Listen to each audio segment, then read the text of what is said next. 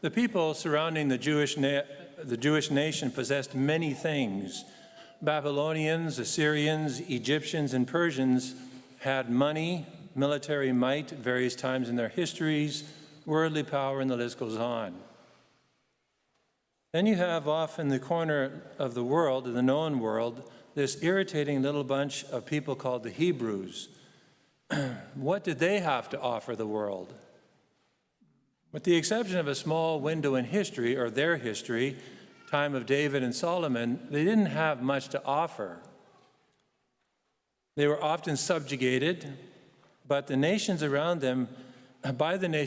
them, and seemed on the verge of extinction many, many times. But if you read the book of Judith, there's a fascinating little encounter that not Judith herself, but the people, the person, I can't remember his name, he wants to basically get reconnaissance on the Jewish people, and one of the pagan people tells the pagan king, you got to watch dealing with this people, because if they're faithful to God, you're never going to defeat them. If they're unfaithful to God, they're toast. It's fascinating, you see. So the surrounding nations, I think they were Ephraimites, I think, if my memory serves correctly. But the point is, people kind of they started putting the picture together that these people, if they're faithful to their God, you can't touch them. But if they're unfaithful, open season. So you see, something was happening to the surrounding nations. Unfortunately, the Jewish people were up and down like a seesaw in terms of their fidelity to God. But it doesn't take away the fact that although they didn't have much, they had one thing, and that one thing was critical for evangelizing the nations, and that was the Torah, the law. And now Israel, Deuteronomy 4:1, give heed to the statutes and the ordinances which I will teach you. Because you see, the Torah for the Jewish people was interconnected with, it was subsumed with the reality of God. And not that the law was the tablets, but the Ten Commandments, but still it was a manifestation of, an extension of God himself. They were life-giving. It wasn't just following the letter of the law, but the law came from the mouth of God. And because of that, it's not simply descriptive, but it's creative. The law of God, the written form, but also the oral form, actually is creative. So it can actually transform the human heart if we allow it to. And that's why I say the gift was the Torah. The gift, of course, was God himself, the one true God. But it was the Torah that they had written down, and it was like their charter for happy living. God told them that knowing and keeping the law, what the effects of it would be for the surrounding nations. Think of Judith. You want to go find this out. It's not a very long book. It's a great book in the Old Testament. And God says to the people through Moses, the peoples who, when they hear all these statutes, will say, surely this great nation is a wise and understanding people. Well, why? Why would they say this? Aren't they just a bunch of rule keepers, subject to a bunch of laws?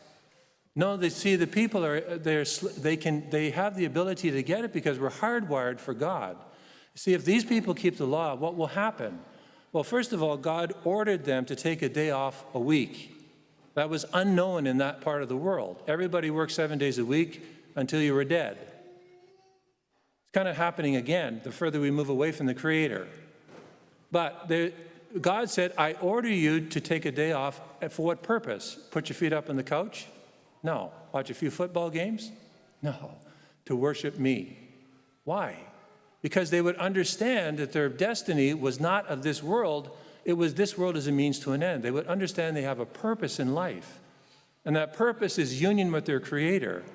When they told Pharaoh that God was calling them not to go and establish a nation, Moses said, and Aaron, God wants us to go and worship him on Mount Horeb. Pharaoh understood this was tantamount to a declaration of war. Why? Because it would free them. They would have time to think. If he allowed them to worship with these days off, they would think about their freedom and their obligation to worship the Creator, and they would no longer want to be enslaved to Pharaoh. Because slavery is all about you don't think, you do. You just do. You keep doing it. So you don't think about anything. You do what I tell you to do. That's slavery. 7 days a week. Sex slavery, this kind of slavery, with the Egyptians, any kind of slavery.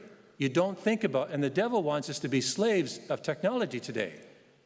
It's not evil per se, but it can actually lead to us forgetting what our purpose is in life, what we're created for, our dignity as human beings. This is why one of the many reasons your marriages will be good, and people will say, how do you do it? How do you do it? How do you stay together? And actually, you seem to be happy too.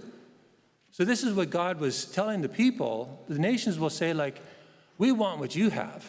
That's what we want. And I could go on and on about this, but hopefully you get the picture here. How the nations will say, this is a wise and discerning people, not because they're better than us, but because God has chosen them to be a magnet for the world if they keep his law.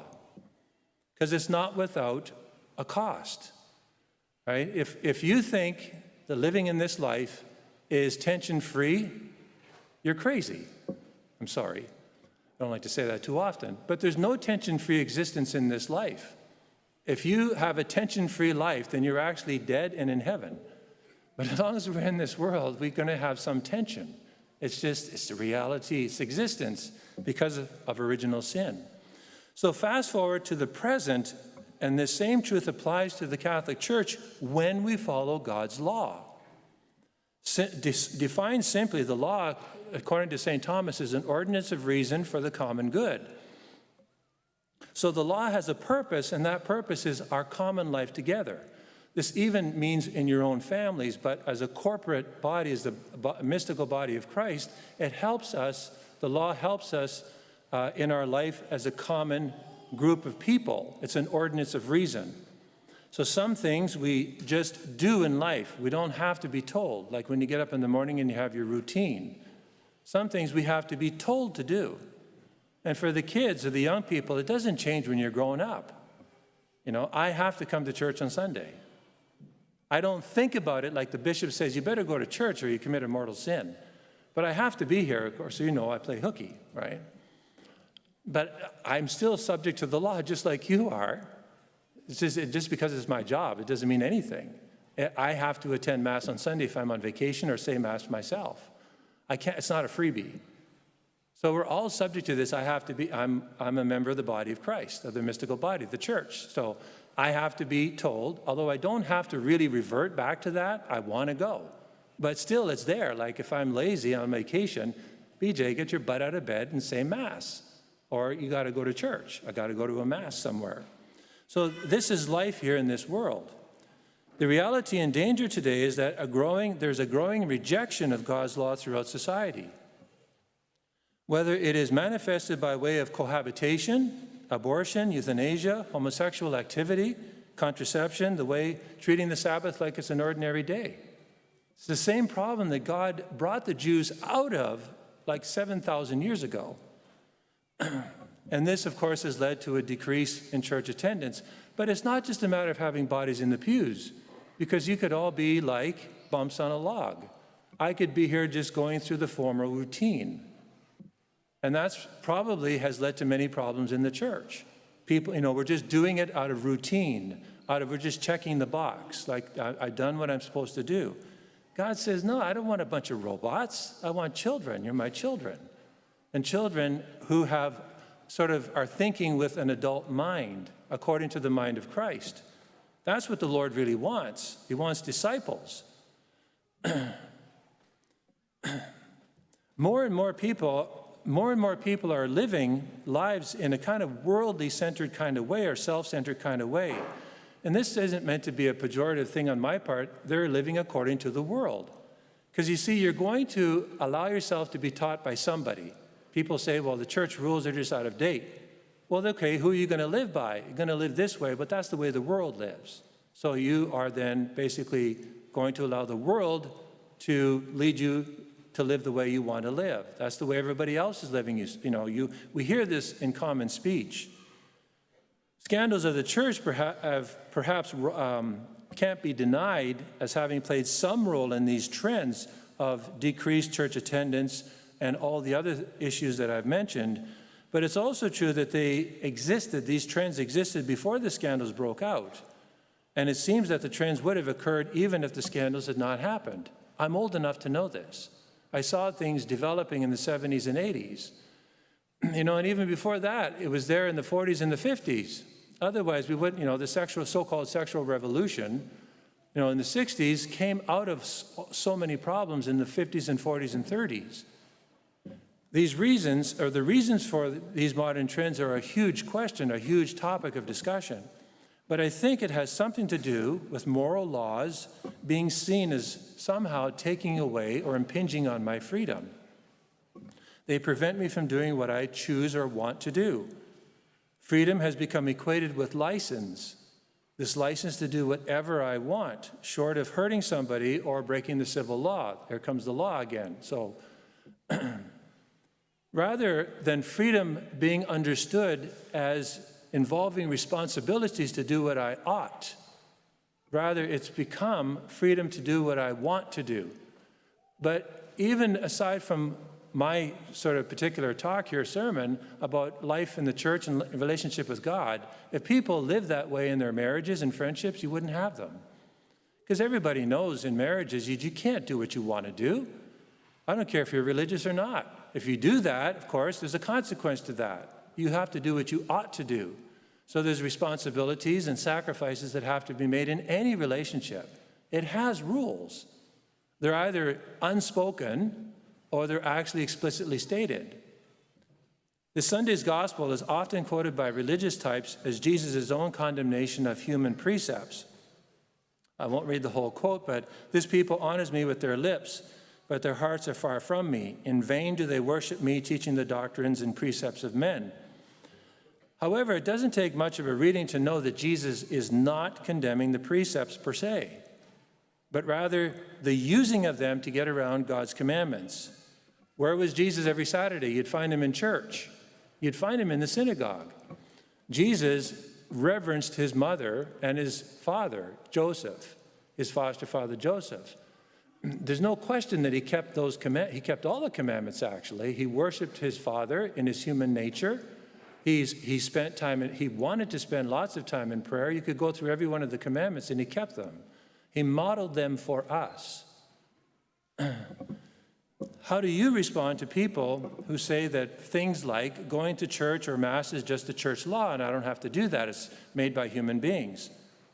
So is actually coming in at 9 o'clock for your parents. I suppose you could just say you can come in at 9 o'clock and they come in at 11 o'clock and you do nothing about it, and eventually your words don't mean anything. Something has to have teeth, right? Every parent knows this. And even us who have grown up in families know that our parents, when they said something, it had to have some teeth, meaning there is a consequence to your action, otherwise it meant nothing. This is aside from legitimate reasons why I'm late and all that stuff. So these, lots of people will say, well, that's just a church law. Like even you have to get married in church if you're a Catholic. Well, that's just a church law. I can get married where I want. Okay, I guess you can, but there's consequences to those things. The church has reasons for its precepts. And actually people say there's so many laws. Actually, officially for us, and I say us because 6. There's 10 commandments. And I defy anybody to tell me how the church is more demanding than God in the commandments, than the 6 precepts of the church. Getting married in church, is that difficult? I know why it becomes difficult. I'm not stupid that way. All right? Giving money to support the life of the church, why is this difficult? And all the other precepts, there's only 6, but there's 10 commandments. And the commandments are actually far more demanding on us. Jesus made this very clear in the Sermon on the Mount, because he demands absolute transformation of life. The 6 precepts are all minimum. Go to Mass once a week and holy days of obligation. In Canada, there's only 2. So that's like 52 weeks in a year, 54 hours. Out of how many hours in a year? I can go through this and it's all the minimum, because that's what the church does for us. It just wants us to kind of make sure we get the minimum, but Jesus says, but I want the maximum. So that's something we also have to think about. So we human beings always surround ourselves with what we surround ourselves, what we care about, we surround with laws. Case in point, if you go into an open parking lot and you pick up a pebble from the pavement, nobody's going to give two hoots. Go into the Louvre with a paintbrush and say, I'm here to enhance the Mona Lisa. See what will happen to you. You get arrested just like that. Because something that is precious is surrounded by laws, and in fact, in this case, guards. And there are consequences to violating those guards, or those rules. Another example in common life, pick your sport, basketball or golf. Shoot any way you want or swing any way you want. You're going to be correct. Well, if you want to play the game and you don't want to go insane, swinging or hitting the air rather than the ball, then you're going to subject yourself to rules. There's a right way to do it and there's a wrong way to do it. Same thing, but if you're marking up the floor in a basketball court, somebody's going to correct you. Like, why are you doing that? Don't you realize somebody's going to have to fix the court because of your marks? Wear the proper shoes. Or if you make a divot on the driving range, you're supposed to correct the divot. If you don't, somebody's going to tell you. My point is that we're surrounded by rules, and we submit ourselves to these rules. We may get irritated by them, but tough, that's life. We all are subjected to this. And it actually, if we think about it, we step back and realize if nobody corrected their divots, then the golf course would be a wreck, and I couldn't enjoy it. So, okay, I do my part. Well, we have rules in our human interactions, and so does the church. But to be very clear, a divot is not as important as the church precept of not going to Mass, or the need to go to Mass, or the need to actually exchange vows in front of a priest and two witnesses in a church. This is far more important, so it's a scale of importance. Now, the going to Mass, of course, is in harmony with the third commandment, which is divine law and cannot be broken. The archbishop can suspend the obligation to go to Mass, which is the first precept of the church, because it's not divine law. It is what's called positive law. The church has the obligation and the right, as a father and mother have the right to establish rules over their family life. Our mother, the church, has the same right and obligation to do this for our well-being. So the archbishop can suspend that obligation to attend Mass for a while, as he has done during the period of COVID, and then reimpose it. We are obligated to follow that because his authority ultimately comes from the successor all the way back, comes from the Pope all the way back to Peter. It's not like I could say everybody can stay away from Mass next Sunday. Well, if you do that, then I have to call you back and give you proper teaching on who you're supposed to obey and who you're not. You may do that because you want to listen to me, you want the easy way out, but that's not the right way. So we have to think about who we are obeying and why. The archbishop, when he does those things, when he suspends the obligation and then reimposes it, I can't do that, but he can. So these are things as Catholics we have to sort out in our mind. Otherwise, we get them all mixed up, and then we hear these kind of statements coming from people, I don't have to go to church if I don't want to, and all this kind of stuff. Okay, but there's consequences to everything in life. The more we care about something, the more rules we build around it to protect that very thing. We accept all these things in our everyday lives, but when it comes to the most important realities in life, and that's worship of the Creator, attending Mass on Sunday, or the way we conduct our moral sexual lives, then all of a sudden the law of the church is basically meaningless. It's outdated.